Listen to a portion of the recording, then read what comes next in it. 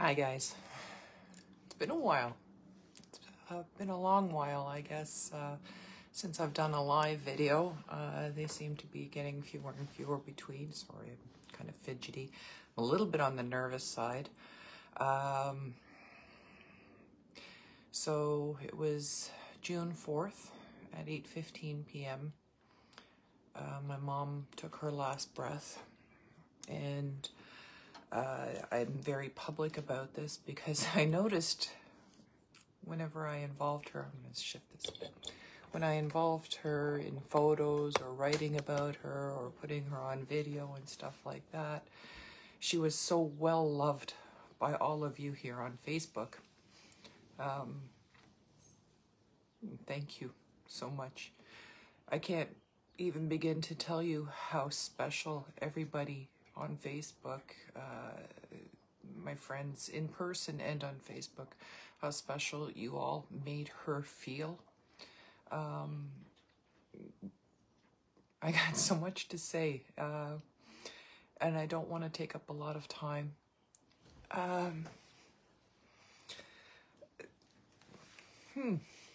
Didn't want it to be emotional either. So Alzheimer's,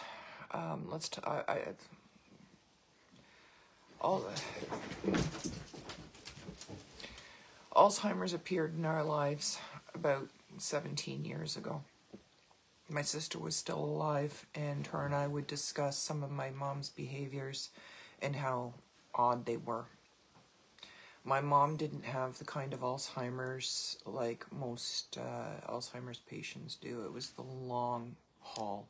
It was a very long and slowly progressive disease with her. And it was really hard because at first we didn't know what was going on. I kept on begging the doctor to test her after my sister died. Because, you know, Heidi was mentioning that things weren't right. My mom had her own mental health issues, but she was doing stranger and stranger things, talking, it was almost, we would call it lying. She wasn't lying, it's just her reality was distorted, and she didn't remember things. And that's how it first appeared in our world. The doctor wouldn't test her after Heidi died, and then he refused to test her after my dad died because he said grief was skewing the tests and it would give false positives. However, I already knew for a long time that things were definitely not right, and I was begging him to do the tests to give her the medication that's required to slow the progression of the disease down. It wasn't until about 2014 or 15 that she was finally diagnosed. So from around 2007 to 2015, the disease was progressing, and every time my mom was stressed out or grieving, and she had a lot to grieve about, things just, she'd have good days and she'd have bad days, or, you know, or worse moments. She was misinterpreting a lot of things, especially when I was caring for her. She would misinterpret my intentions for stuff. Now, at each stage that she went through, they were very long and extended. I always said it was like a staircase that she was going down, and sometimes she would, you know, do a couple of steps at a time, but stay in the same level for a while, sometimes months, years. I was told she was in stage 7, which is the final stage, 2 years ago, before she was hospitalized in 2022. And, you know, to expect it'll be about a year to 2 years from that point. Approximately, depending, because, you know, there is no exact science with Alzheimer's. Now, in December 2023, We were told this will probably be her last Christmas. Sorry, I've got messages coming in and they're distracting. This will be her last Christmas. December 23rd was the first time she had not known my name. I remember that very clearly. That was probably one of the last live videos I've done.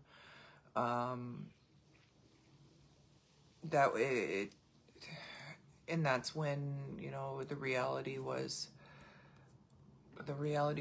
where, you know, this is our last of everything. Yeah, I tried to make everything with her, and I tried to make it very clear to my family, you know, make the most of what we got now. You know, we don't know what we're gonna get. Excuse me. My mom, she didn't understand why she was in care. She didn't understand where she was. She didn't understand the PSWs. The disease really did torture her quite a bit. She wasn't the same happy, joyful. She was still grateful for a lot of things. She appreciated what the people were doing, but she also, in the same regard, she would say to me in German on the side, you know, that they were torturing her and abusing her and not feeding her. And I knew they were taking very, very good care of her in this home.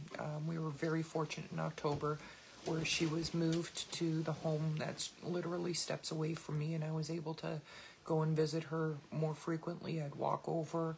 Unfortunately, the weather turned quickly, so I couldn't take her for walks as often as I wanted to when she first arrived. I did take her out for a couple before the weather turned bad. Now, moving forward, Easter, was it Easter? She clearly was declining. Mother's Day, you know, the disease was progressing. She was only speaking a few words here and there. She wasn't saying a lot anymore. And then Mother's Day, so that's May, about a month ago now. She was down to saying thank you. Like, she was no longer weight bearing by Christmas. They no longer could stand her up to transfer her into the chair. So they were using a Hoyer lift to take her in and out of bed from that point on, pretty much. She had been either bedridden or in her wheelchair from that point on. She did develop bed sores, which is, you know, she's 250 pounds. She was sitting in a chair. She was wearing diapers. Bed sores are inevitable. Unfortunately, that caused her to be in her bed more than in her chair closer to the end, so I couldn't take her out for walks. As soon as the weather started turning nicer again, they needed to roll her on her side more frequently.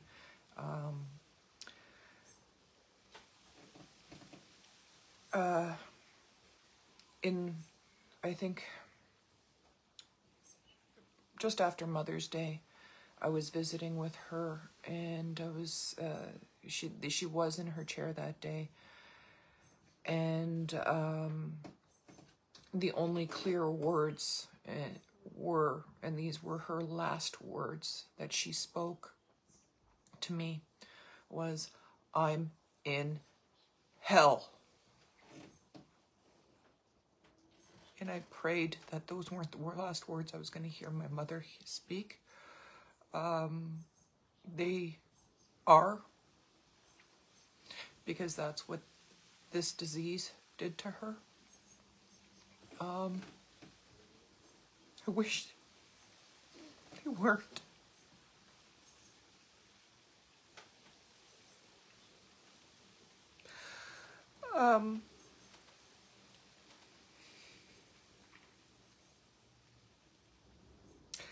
On Sunday morning, I received a call from the home this past Sunday, June 3rd, or 2nd.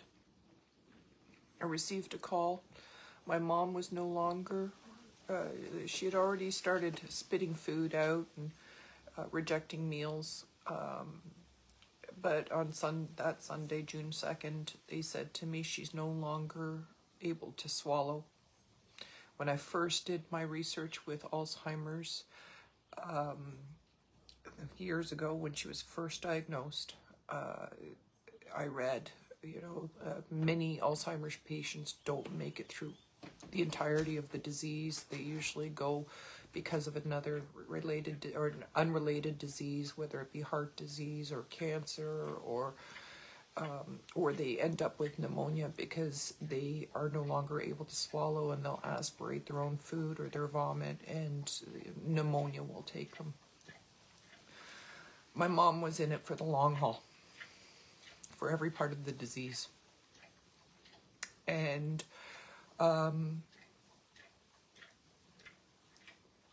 the home called me to find out, to ask me, and I'm going to publicly speak about this because I feel caregivers like myself, family members like myself, were put into a very difficult position. Very difficult position. Because we have to make a decision. Because my mom, when made medical assistance in dying, became legal in Canada. Thank God for this. My mom was already considered incompetent and couldn't make the legal choice, competent choice for medical assistance in dying. She did many times declare DNR. She stated she did not want to be resuscitated. No heroic measures taken. If anything should happen, she was not to be resuscitated. But this situation where very few caregivers are put into this position, I had to make the decision. I was given the option to give consent to connect my mom, have my mom receive hydration through intravenous, which would prolong her life. I'm sorry, I'm trying to be clear about this so everybody understands the severity of the decisions that loved ones and caregivers have to make for patients like my mom. And the realities, it's not often these realities happen. Like I said, many Alzheimer's patients pass long before they get to this point. But I had to, the home called me before noon and said, we're asking for consent to give her an IV to hydrate her and give her nourishment because she can no longer swallow. And I already knew at this point because of my research, and I prayed years ago when I did that research that my mom never got to this point. I have been praying for my mom to pass away in her sleep for many years now because I knew what the future was going to look like for her, and I knew she did not want this type of future, and I knew I would have to break a promise to her a long time ago that she would not go into care, she would not go into a nursing home. She did not want to go into a nursing home, and I don't blame her. But the disease was something that was totally unexpected to me, and I was unprepared, and I am, as one person, I was no longer capable of providing her with what she needed at home. Safety and happiness was always my priorities with her. Happiness was the first priority. Safety was right behind it. But if safety became an issue, happiness no longer could matter. It's a balancing act that I've been doing for 11 years now. So when the home called me on Sunday and asked me for my consent, I knew if I gave her the IV, and this has already been discussed with other people. Thank you, Luann. I know you're watching right now. We had discussed this previous to this point. And I know prolonging her life with IV would have prolonged her suffering. So I had to make the conscious decision to withhold the IVs from her in order to shorten her suffering. The part that I'm upset about with regards to Alzheimer's patients and providers, yeah, I'm going to use this as a soapbox for a moment. The part that I was very upset about, I've got somebody calling me right now. I'm sorry, Jennifer, I can't take your call. The part that I'm upset about is there isn't a third option, a third alternative, where I've seen it with other patients in cancer and where they're given a gentle, peaceful goodbye.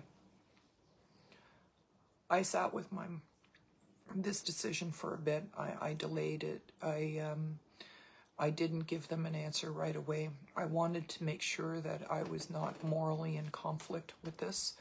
I wanted to make sure that I was doing right by my mom. I wanted to weigh out, talk to more people, be more informed about it. I asked for a few more hours before I gave my decision. I went in and sat with my mom for a while to visit her that day, that Sunday. I talked to the PSWs. I still hadn't given my decision. I asked them if I could sleep on it, and they said yes, because they were asking me again what my decision was. On Monday morning, Monday afternoon, I should say, sorry, I was sick. I was very sick on Monday morning. And I had to make sure I was okay when I went in. Go figure, there was a COVID outbreak on my mom's floor or section that day. It started, they made some special compensations for us out of compassion. And they asked me again what my decision was, and I said I'd like to take my mom out for one last walk. We went around the block. It's not far from, and we went to my house. We saw some neighbors she knew, or they knew her. She didn't know them. My mom had helped me raise my children and took them out for walks in my neighborhood here and got to know quite a few of the neighbors, became friends.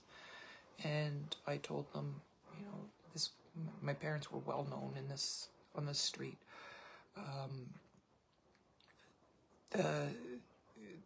I told a couple of the neighbors that it was our last day, our last walk. I didn't know how quick this was going to go, but I knew it was going to be fairly quick. I didn't think it was going to be that quick. I stayed the night with her that night. I gave my decision. We were to keep her off the IV.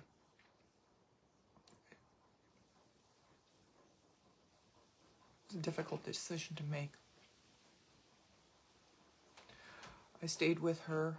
I half slept the night with her at the home. I observed the caregivers, and they declared her as palliative at that point. They took such good care of her.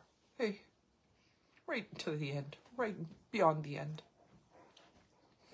I'm sorry, I'm not looking up because I've got distractions happening on the screen. I noticed in the middle of the night, and I've been around death enough already to know the signs of what's coming next. And this progression came very quickly, much quicker than I expected with this too.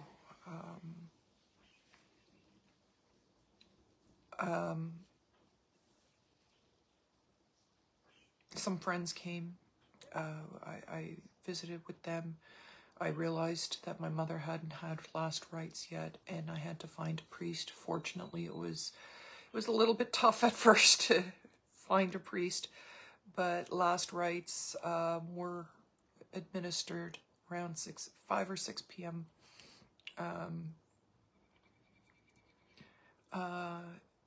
And then her breathing changed, and at at 8:15 with just her and I in the room, she went on her way. And Alzheimer's, her suffering with Alzheimer's ended. I knew what she wanted. I knew she never wanted to live like this. She literally did go through all the stages from beginning to end. I believe, I strongly believe in medical assistance in dying. I am a trained hospice volunteer. I know a little bit more than the average person about death through experience and through training and education. I don't feel this decision that was placed on my shoulders was a fair decision. I think there should have been a third alternative.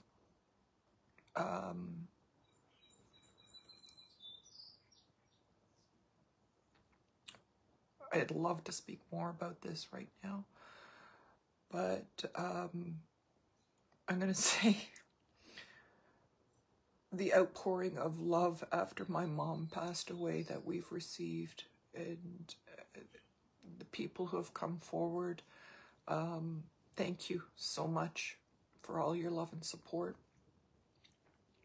I spent a good part of, I think it was, the time is a little bit screwed up for me right now.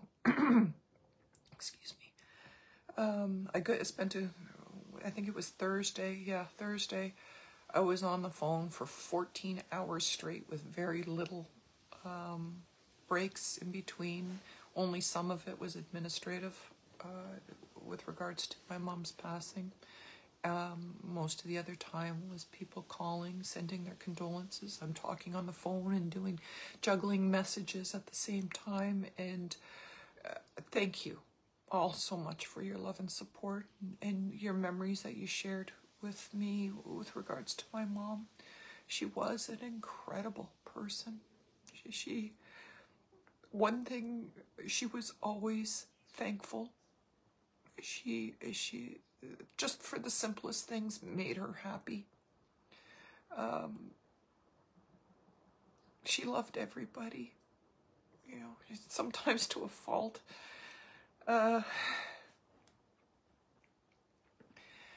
She was cremated on Friday morning. We had a very small private service. She only wanted something very simple.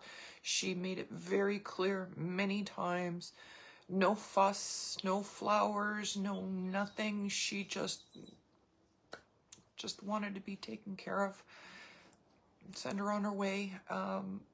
But what she didn't take into account was how many people loved her and want to pay their respects and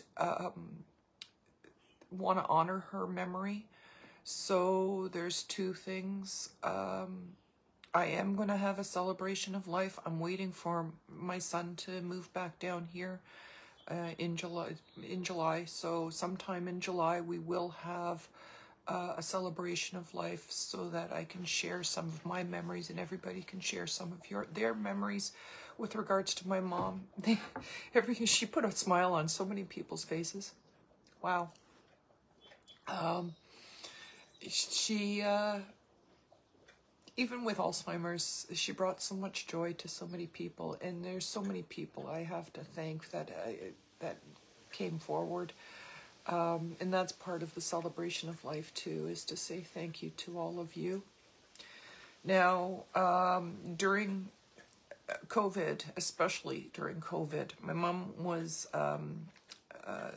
part of Alzheimer's of Peel, Sam McCallion Day Center, where even before COVID happened, but especially during COVID, we got so much during the lockdowns. We got so much support from them, and they do such incredible work. I would like to ask everybody to, if in lieu of flowers and everything, please donate to them. As well as before COVID lockdowns happened, when my mom was still mobile, I was taking her to the Army, Navy, Air Force, where I was able to give her a little bit of a social life. She was agreeable to it. She didn't want to get out much. She didn't want to go to the senior center and stuff like that. Taking her to the day center was a bit of a challenge sometimes. She fought me on that. But when it came down to Friday nights at the Army, Navy, Air Force, she couldn't wait to go. And the people there, the club, Luann, Jude, also known as Geraldine. Everybody made her feel so welcome and happy. Susie Q, well, I remember my mom's 85th birthday, you sang to her. I hope you see this video. I want to have the celebration of life down at the Army, Navy, Air Force Club because of how welcome and happy it made my mom feel. And I'm asking that people can also donate on her behalf to support the Army, Navy, Air Force Club. I'll be putting links into this video afterwards. I have no idea how many minutes I've been going here for. All I ask is that you do see this all the way through. Know that I truly appreciate everything everybody has done.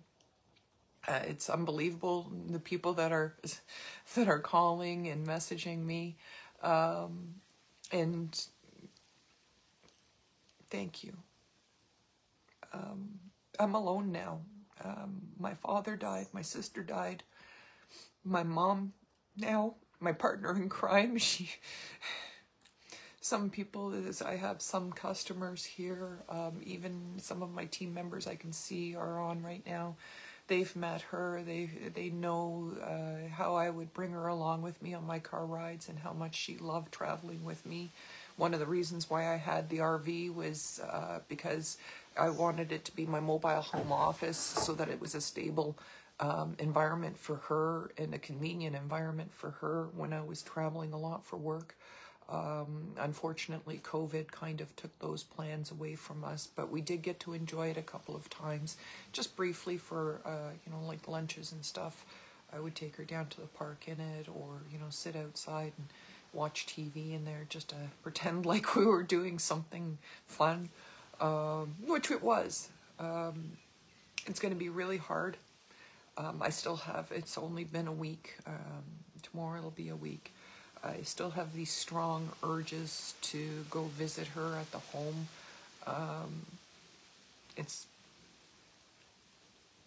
She's my mom. I've known her all my life. But anyway, I am alone. I have my children, but now for the first time in my life, I'm completely without the people I've known all my life. And with all of you coming in and supporting me and offering me help and sending me over treats, which is nice, and flowers. Nikki, thank you very much for that. And Corey, thank you. And Angel, thank you. I don't feel as alone. It's like I still do have a family. It's just different now. My daughter is here with me. Trinity's here with me. She's been a godsend since she's moved back in April. I haven't talked about that much. You're still trying to adjust. We're adjusting to a new life here with that. There's more good news to come in the future. I'm looking forward to having a little bit more freedom now.